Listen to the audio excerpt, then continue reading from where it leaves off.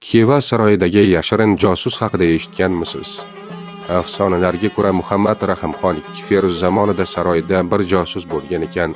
Josus Xorazmcha kiyinib olib, Xorazmning hamma udumlariga bekam ko'z rioya qilgan, hatto musulmoncha soqol qo'yib, namoz ham o'qigan. Xorazmda xon saroyida bo'lib turgan ishlarini o'z mamlakatiga yetkazib turgan. Bu josus kim ekanini aniqlash maqsadida uzoq vaqt ish olib borishsa-da, uning shaxsini aniqlay olishmagan. Kunlardan bir kun xon o'z saroyida musiqa kechasi tashkil etibdi va butun saroy ahlini kechaga taklif etibdi.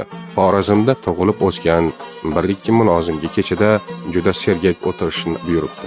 Mushoiraga yurtning eng sari mashhohlari va eng yaxshi shoirlar taklif etilibdi. Qadimda musiqani qasaklarsiz ko'zni yumgan holda chayqalib o'tirib tinglash urf bo'lgan.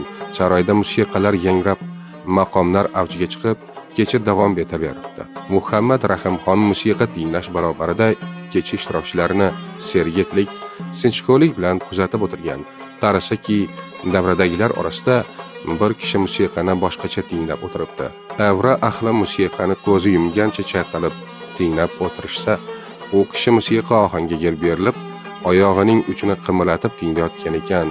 Feruzxon saroyining 4-5 ta o'ziga sodiq mulozimlarini chaqirib, favqulodda majlis o'tkazibdi. Kechada bir kishining musiqa tinglashi g'ayriyan anaviy, ya'ni oyog'ining uchini qimirlatib tinglashi bizga xos emas, balki g'arb mamlakatlariga xos tinglash usulidir deb ayg'oqchini tezda hibsga olib, tergov ishlarini boshlashni buyuribdi.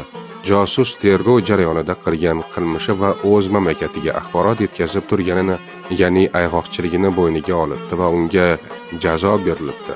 Shu tariqa oddiy bir odat musiqani tinglash usuli yashirin josusni fosh qilgan ekan.